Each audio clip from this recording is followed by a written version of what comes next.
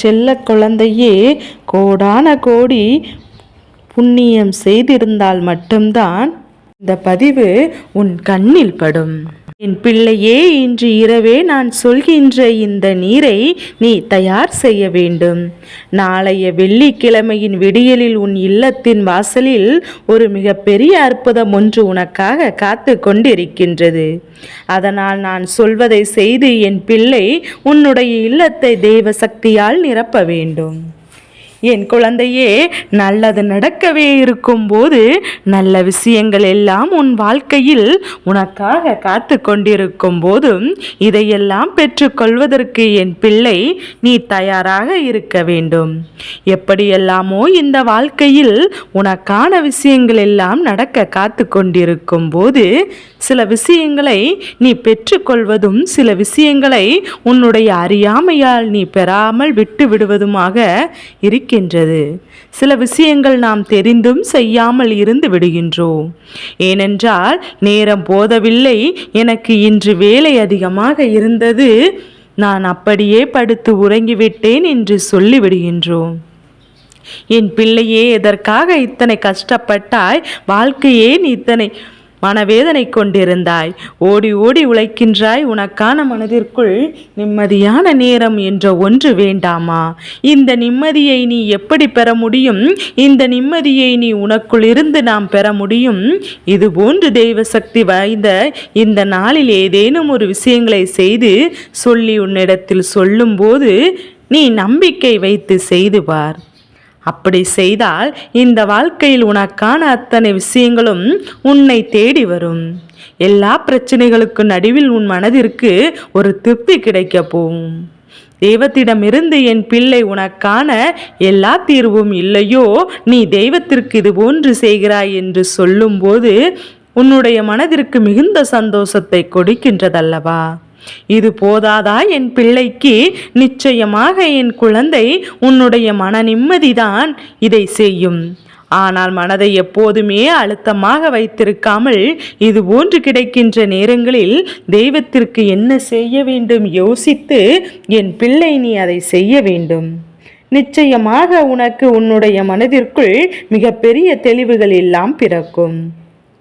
இன்றே இதை நான் உனக்கு சொல்வதற்கு காரணம் என்ன தெரியுமா? நாளை வெள்ளிக்கிழமை விடியலில் உன்னுடைய வாசலில் எல்லா தெய்வங்களுக்கும் உன் இல்லத்திற்கு வருவதாக காத்து கொண்டிருப்பார்கள். அவர்கள் உன்னுடைய அன்பையும் அருளையும் பெறுவதற்காக அங்கே நின்று கொண்டிருப்பார்கள். அப்படி அவர்கள் நின்று கொண்டிருக்கின்ற இந்த நேரத்தில் என் பிள்ளை அவர்களை நீ சரியாக மதித்து உள்ளே வர வைக்க வேண்டும். அவர்களுக்கு என்ன செய்ய வேண்டுமோ அதை நீ சரியாக செய்துவிட்டாய் என்றால் அவர்களின் மனதில் எந்த ஒரு சந்தேகமும் இல்லாமல் உன் இல்லத்தை அன்போடு தேடி வருவார்கள்.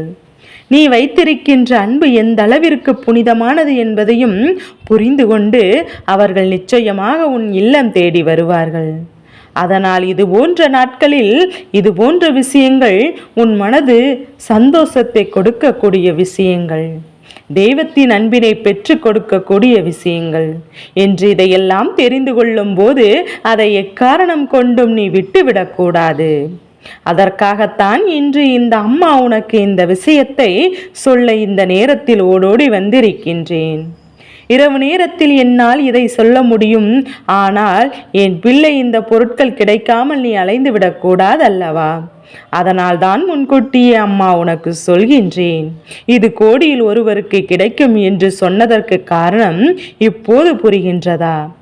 இரவு நேரத்தில் யாரேனும் இதை கேட்கும் போது அவர்களுக்கு இந்த பொருள் கிடைக்கவில்லை என்றால் நிச்சயமாக மனது வேதனைப்படுவார்கள். முன்கூட்டியே தெரிந்தவர்கள் இதை சாதாரணமாக செய்து விடுவார்கள். அது மட்டுமல்ல, நாளை விடியலில் தெய்வத்தினுடைய அன்பும் இவர்கள் பெற்று விடுவார்கள்.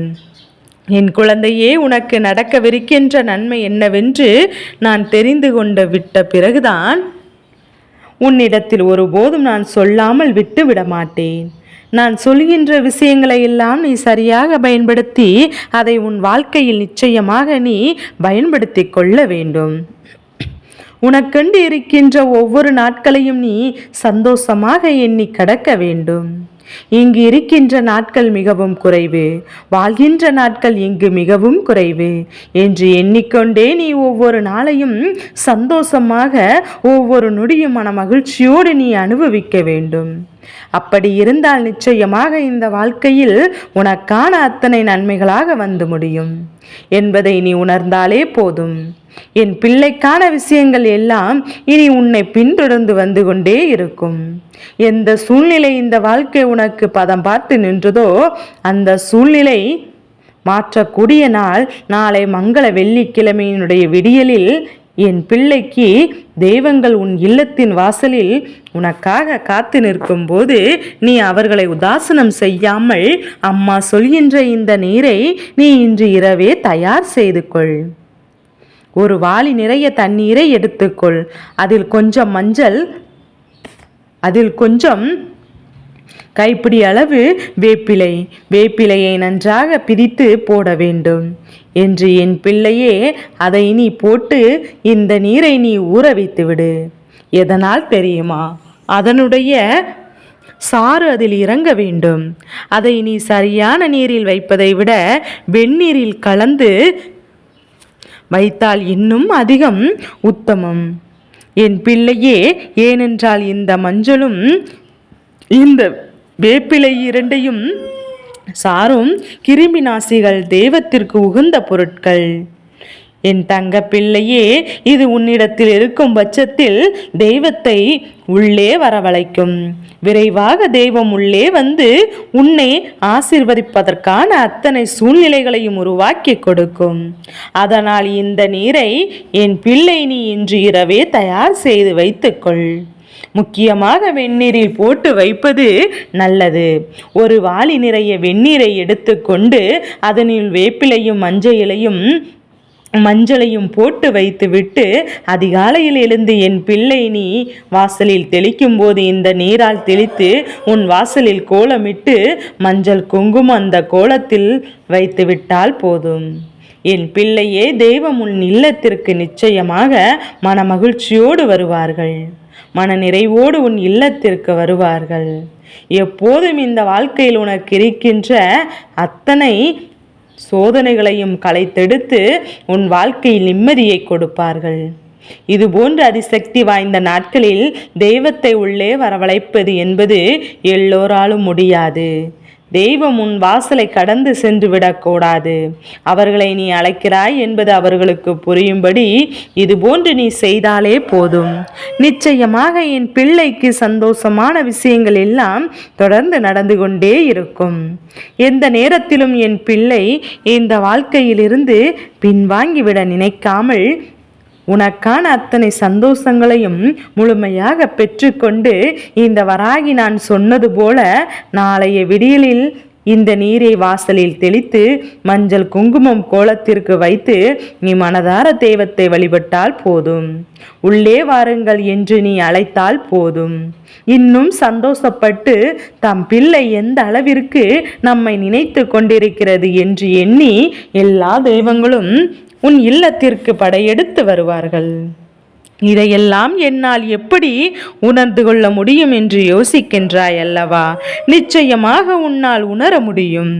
உன் இல்லத்தில் இல்லாத ஒரு பூவின் வாசனை அங்கே கமலும். அதே நேரத்தில் திருநீறு வாசனை உச்சபட்சமாக உன் இல்லம் முழுக்க நடமாடும்.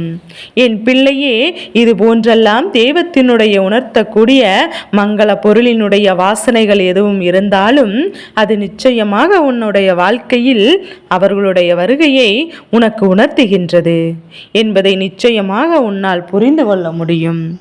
என் பிள்ளையே, இந்த நேரத்தில் இந்த சூழ்நிலையில் உனக்கு கிடைத்திருக்கின்ற இந்த வாக்கு உன்னுடைய தலையெழுத்தையே நிச்சயமாக மாற்றும். அம்மா காரணத்தோடு தான் உனக்கு சொல்கிறாள் என்பதையும் நீ புரிந்து கொண்டால் நிச்சயமாக என் பிள்ளைக்கான வெற்றி உன்னை வந்து சேர்ந்துவிடும்.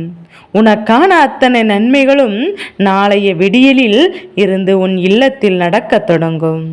நடக்கவிருக்கின்ற அத்தனை செயல்களும் இனிமேல் உனக்காக மட்டுமே இருக்கும் என்பதை நீ புரிந்து கொள்வாய். தெய்வத்தின் அருளை பெற்றுவிட்டாய் என்கின்ற நம்பிக்கையில் இரு. என் பிள்ளையே, அதுவே ஆவணமாக மாறிவிட்டால் என் பிள்ளை அது உன் மனதிற்கு தேவையான அளவு இருந்துவிட்டால் போதும். நிச்சயமாக இனி உனக்கு என்றுமே சந்தோஷம்தான். என் செல்ல குழந்தைக்கு இந்த வராகி அம்மாவினுடைய ஆசீர்வாதங்கள் எப்போது முழுமையாக கிடைக்கும்.